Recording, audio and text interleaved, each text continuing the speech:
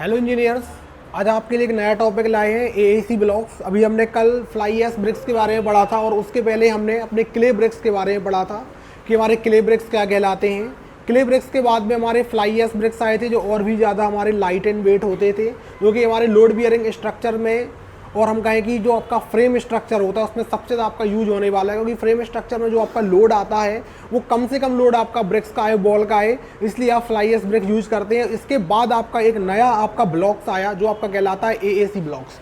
तो AAC blocks के बारे में अब हम देखने वाले हैं। एएसी ब्लॉक्स हमारे क्या कहलाते हैं, ये भी आपके कैसे होते हैं, मैसोनरी यूनिट्स होती है, मतलब दीवार बनाने के काम में आपका यूज होता है AAC blocks.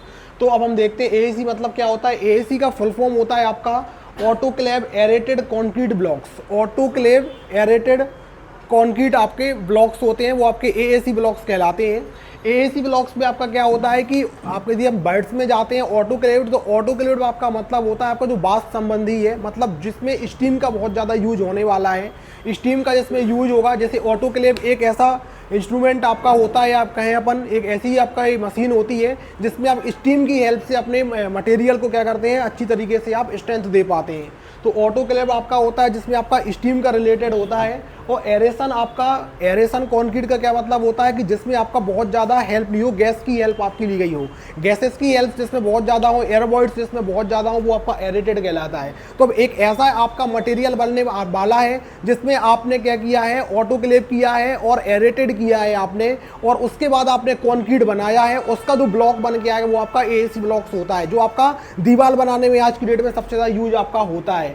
AAC is one of the eco friendly and certified green building material. AAC को गवर्नमेंट ने भी इको फ्रेंडली और सर्टिफाइड ग्रीन बिल्डिंग मटेरियल बोला है कि आपका ग्रीन बिल्डिंग मटेरियल है, क्योंकि अब जब क्ले ब्रिक्स आप बनाते थे तो क्ले ब्रिक्स में आपको जो सॉइल इरोजन बहुत ज़्यादा करना पड़ता था, मिट्टी बहुत ज़्यादा लेनी पड़ती थी। इसके लिए आपने क्या किया, आपने क्ले की जगह पे आप फ्लाई एश में आए, जिसमें आप प्योर फ्लाई एश 50 to 60% आप मिला रहे थे।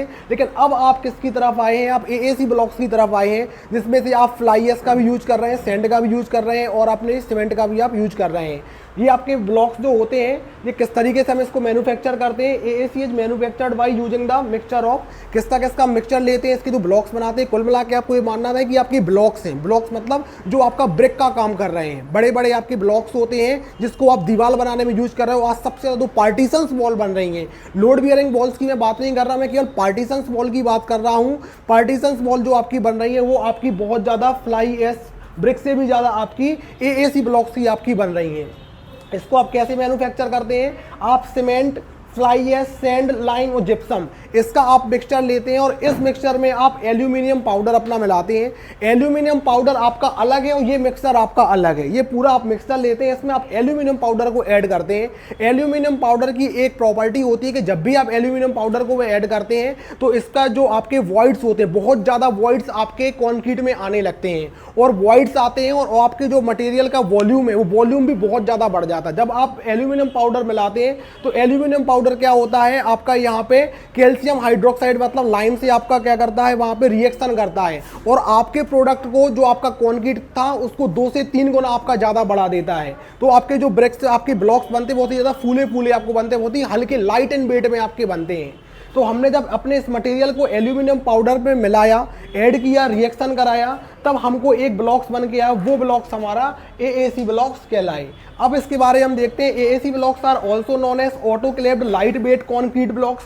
एएसी ब्लॉक्स को हम autoclave light weight concrete blocks भी कहते हैं, क्योंकि इसमें हमने एल्यूमिनियम पाउडर मिलाया था। तो जो आपका कॉन्क्रीट का ओरिजिनल वॉल्यूम था, उस वॉल्यूम से 2 से 3 गुना ज़्यादा आपका वॉल्यूम बन गया, मतलब ज़्यादा बढ़ गया, और उस वॉल्यूम से फिर आपके ब्लॉक्स बन गया। तो ऑलरेडी ऑब्वियसली वो आपके कैसे होंगे, बहुत ही ज़्यादा लाइट वेट के थे। तो अभी जो क्ले ब्रिक्स में आपका बहुत ज़्यादा वेट लोड आ रहा था, वो फ्लाई ब्रिक्स में थोड़ा कम आया, और इसके बाद में एएसी ब्लॉक्स में और ही बहुत ज़्यादा कम हो गया, जो कि आपकी बिल्डिंग की फाउंडेशन के लिए बहुत ज़्यादा इंपॉर्टेंट आपका होने वाला है। तो इसको हम एएलसी भी कहते हैं, क्योंकि ये आपके कैसे ऑटोक्लेव लाइट वेट होते हैं। इसके बाद हमको समटाइम्स सॉलिड कॉन्क्रीट ब्लॉक्स भी कहते हैं, क्योंकि आपके कॉन्क्रीट से बने हुए होते हैं और सॉलिड फॉर्म में रहते हैं। अब स्टूडेंट्स हम बात करते हैं कि it is manufactured through a reaction of aluminium powder and a proportionate blend of lime, cement, fly ash and sand.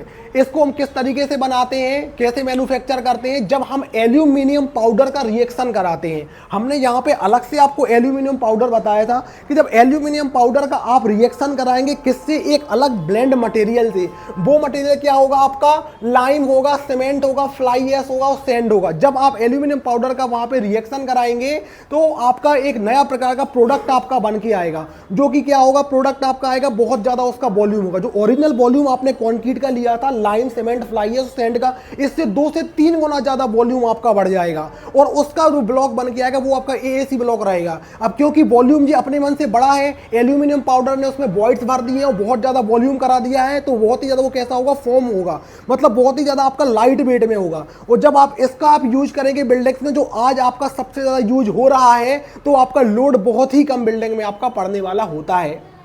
तो students, AACH light weight cellular concrete, इसमें AAC जो आपका होता है सेलुलर टाइप का होता है, मतलब इसमें इस टाइप के वॉइड्स, ऐसे वॉइड्स इसमें आपको हर तरह से सेलुलर टाइप्स के आपको मिलते हैं, तो इसलिए इसको सेलुलर मटेरियल भी कहा जाता है, जो अपने सेलुलर यहाँ पे वर्ड यूज किया है। ड्यूरिंग मैन्युफैक्चरिंग प्रोसेस, जब हम इसकी मैन्युफैक्चरिंग करते हैं तो the hydrogen gas escapes and creates lots billion of tiny air cells applying AAC with a strong cellular structure. जब आप क्या इसकी मैन्युफैक्चरिंग करते हैं, तो मतलब एल्यूमिनियम पाउडर का आप रिएक्शन कराते हैं कैल्शियम हाइड्रोक्साइड से, तो वहां पे हाइड्रोजन गैस आपकी स्केप होती है। जब आपकी हाइड्रोजन गैस स्केप्स होती है तो लॉट्स ऑफ, मतलब आपके बिलियन में, बिलियन आप समझते होंगे, बिलियन आपका क्या कहलाता है, बिलियन यदि आप नहीं समझते तो आपको बता दूं, बिलियन वर्ड आपका आता है 10 टू द पावर 9, मतलब billions of tiny air cells, मतलब छोटे छोटे एयर सेल्स, जो एयर वॉइड्स इसको हम कह सकते हैं, बुलबुलेट आप कह सकते हो जिनको, छोटे छोटे एयर वॉइड्स बिलियंस में 10 to the power 9 times billions आपके क्या होते हैं, एयर वॉइड्स वहां पे निकलने लगते हैं, क्योंकि वहां पे हाइड्रोजन गैस स्केप्स हुई है, और हाइड्रोजन गैस स्केप्स होने की वजह से applying AAC with a strong cellular structure, इस वजह से आपका जो मटेरियल बन के आता है उसमें बहुत ही ऐसे गोल गोल से ऐसे सेलुलर स्ट्रक्चर आपके बन के आ जाते हैं। अब स्टूडेंट्स, द हाइड्रोजन गैस और bubbles cause the concrete to expand 2 to 3 times from its original volume. जो आपकी हाइड्रोजन गैस एस्केप हुई है, वो आपके जो कंक्रीट आपका भी बना था, किसका, सीमेंट का, फ्लाई एश का, सैंड का, जिप्सम का, लाइम का, वो आपका जो वॉल्यूम होगा 2 से 3 गुना आपका वॉल्यूम ओरिजिनल वॉल्यूम से बढ़ जाएगा, बहुत ज्यादा हो जाएगा। The product formed is not only light weight concrete. अब आपका जो प्रोडक्ट फॉर्म हुआ वो केवल लाइट वेट बस नहीं होगा, उसकी कंप्रेसिव स्ट्रेंथ भी बहुत ज्यादा होगी, बहुत हायर परसेंटेज में इसकी कंप्रेसिव स्ट्रेंथ होती है। AACH masonry material that is light weight, आपका जो AAC है वो केवल आपका मैसनरी मटेरियल, मतलब जैसे ब्रिक्स का यूज कर रहे थे मैसनरी में, उसी तरीके से आप AAC का भी यूज कर सकते हो मैसनरी में, जो आपका बहुत लाइट होता है, इजी होता है कंस्ट्रक्ट करना और इकोनॉमिकल टू ट्रांसपोर्ट, और ट्रांसपोर्टेशन चार्ज भी इसका बहुत ही आपका कम होता है, क्योंकि इसमें वेट ही नहीं होता है, लोड इसका बहुत कम होता है, तो इजीली आपका ट्रांसपोर्ट हो सकता है। It is environment friendly concrete, और लास्ट में आपसे कहेंगे कि ये आपका होता है एनवायरमेंटली फ्रेंडली होता है, क्योंकि इसका हम फ्लाई एश का यूज कर रहे हैं, सीमेंट का यूज कर रहे हैं, सैंड का, लाइम का यूज कर रहे हैं, तो आपका एनवायरमेंट फ्रेंडली होता है, मतलब आपको सॉइल इरोजन करने की जरूरत नहीं है, जो कि आप क्ले ब्रिक्स में आप करते हैं। फ्रेंड्स, नाउ आप देखिए इसके आगे, AAC is using no aggregate larger than sand. पहली बात आपको देखना है कि ये आपका कंक्रीट जरूर है, लेकिन इसका जो क्या है साइज है आपकी एग्रीगेट की, जो कंक्रीट के एग्रीगेट की जो साइज है वो सैंड से ज़्यादा नहीं होनी चाहिए, मतलब आपकी 5 mm से ऊपर आपकी नहीं पहुंचनी चाहिए, 5 mm से आपकी कम ही होनी चाहिए। कंक्रीट हमने इसको जरूर कहा है ऑटोक्लेव एरेटेड कंक्रीट, बट इसकी जो एग्रीगेट की साइज होगी, जो सैंड की साइज होगी, वो आपके सैंड की साइज से ज़्यादा नहीं होगी, मतलब 5 mm से आपकी ज़्यादा नहीं होनी चाहिए। और जो आपका AAC ब्लॉक्स होता है, जब एल्यूमिनियम पाउडर आपका रिएक्ट करता है कैल्शियम हाइड्रोक्साइड से, तो और in the presence of water, तो ये हाइड्रोजन गैस एस्केप करता है, जैसा कि अभी अपन ने थोड़ी देर पहले बोला था। इसके बाद देखते हैं at the end of forming process, जब आपकी फॉर्मिंग प्रोसेस पूरी हो जाती है, मतलब आपने हाइड्रोजन गैस जैसे एस्केप हुई, उसमें फोम बना, फोम बनने की बाद से आपने क्या किया, जैसे उसमें ज़्यादा फोम बन जाता है, उसका वॉल्यूम ज़्यादा हो जाता है, उसको आप क्या करते हो, उसके पोर कर देते हो, मतलब जो उसके सांचे रहते हैं वहाँ पे उसको कंक्रीट को आप पोर कर देते हो, उसके रूप में डाल देते हो। At the end of forming process, जब आपकी फॉर्मिंग प्रोसेस पूरी हो जाती है, मतलब जब वो सूखने लगता है आपका मटेरियल, सूखने के बाद में hydrogen gas escapes into the atmosphere. Hydrogen gas क्या होती है, बुलबुले के फॉर्म में रहती है, वो निकल जाती है, और वो किस में चेंज हो जाती है, आपकी एयर में आपकी चेंज हो जाती है, मतलब जो अंदर वॉइड्स रहते हैं आपके, उनमें एयर भर जाती है। तो when the air are removed from the material it is solid but still soft, जब आपकी एयर क्या रहेगी, रिमूव हो जाएगी मटेरियल से, तो आपका बिल्कुल पूरा सॉलिड बन जाएगा, लेकिन फिर भी आपका हल्का सा भी सॉफ्ट रहेगा, क्योंकि अभी हमने इसको कुछ किया नहीं है। इसके बाद में it is then cut into blocks and placed in a cylindrical chamber for 11 to 12 hours. इसके बाद हम क्या करते हैं, इसको अपने ब्लॉक्स में मतलब शेप में प्रॉपर कट कर लेते हैं, और फिर सिलेंड्रिकल चेंबर जो आपका ऑटोक्लेव होता है उसमें लगभग 12 घंटे के लिए हम स्टीम क्योरिंग इसकी कराते हैं। जो ऑटोक्लेव होता है उसमें वाष्प देते हैं, स्टीम देते हैं, और फिर वो हमारा हार्ड बन के हमारा आ जाता है ब्लॉक्स। तो इस टाइप का आपका ये ब्लॉक्स होता है। जो आपका एएसी होता है इसमें सेलुलर पोर्शन है, जो आपके पोर्स आपको दिख रहे हैं, मतलब पोर्स छोटे छोटे पोर्स उसमें होते हैं, क्योंकि नंबर ऑफ टिनी पार्टिकल्स होते हैं, वही आपके कैसे होते हैं, आपके जो पोर्स आपके आते हैं इन्हीं को आप क्या कहते हो, टिनी पार्टिकल्स आप कहते हो। ठीक है, ये आपका सेलुलर स्ट्रक्चर कहलाता है। इसके बाद अब हम देखते हैं कि आपका बना कैसे, रॉ मटेरियल हमने क्या यूज किया। तो रॉ मटेरियल में आपको बताया था कि cement, sand, fly ash, lime, gypsum, इसका मटेरियल हमको लेना है, और इसमें हमको एल्यूमिनियम पाउडर अलग से आपको मिक्स करना है। स्टूडेंट्स यहाँ पे आपको ध्यान देना है कि एएसी ब्लॉक्स में आप एल्यूमिनियम पाउडर का आपको विशेष ध्यान रखना है कि एल्यूमिनियम पाउडर आप मिक्स कर रहे हैं, एल्यूमिनियम पाउडर की ही वजह से आपका एएसी ब्लॉक्स ये बन पा रहा है। तो आप देख सकते हैं इसकी प्रोसेस कि आपने क्या किया, एक पोरिंग जो आपका कंटेनर था, जहाँ पे आप पे मशीनरी मतलब मैनुअली आप वर्क नहीं कर रहे हैं, मशीनरी आप क्या कर रहे हैं, इसको मिक्स कर रहे हैं और फिर कास्ट करा रहे हैं। तो इसमें आपने fly ash, gypsum, lime, OPC और आपका जो क्या होगा, सीमेंट होगा, वो भी आप यहाँ पे इसमें डालोगे।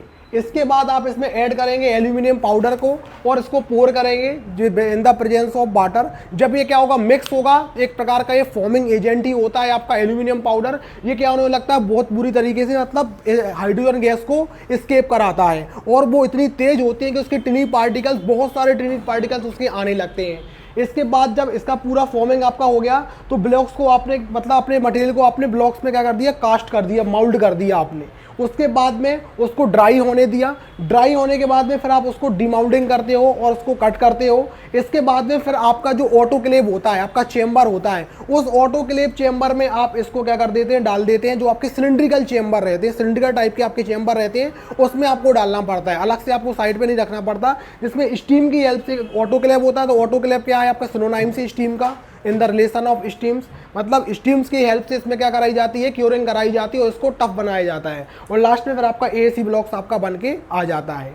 स्टूडेंट्स यहाँ पे हम आपको कुछ इसकी स्टैंडर्ड साइज बताएंगे, स्टैंडर्ड टर्म्स इसके इंपॉर्टेंट बताएंगे आपको कि स्टैंडर्ड साइज जो होती है ब्लॉक्स की, बहुत बड़े बड़े ब्लॉक्स आते हैं। आपने देखा होगा कि जो आपका नॉर्मल क्ले ब्रिक्स था वो आपका 190 mm का था। तो अब 190 mm से यदि आप उसकी लेंथ मानोगे तो इसकी लगभग 3 गुना आपकी ज़्यादा है, मतलब उस क्ले ब्रिक्स से आपका 3 गुना ज़्यादा बड़ा आ रहा है ये।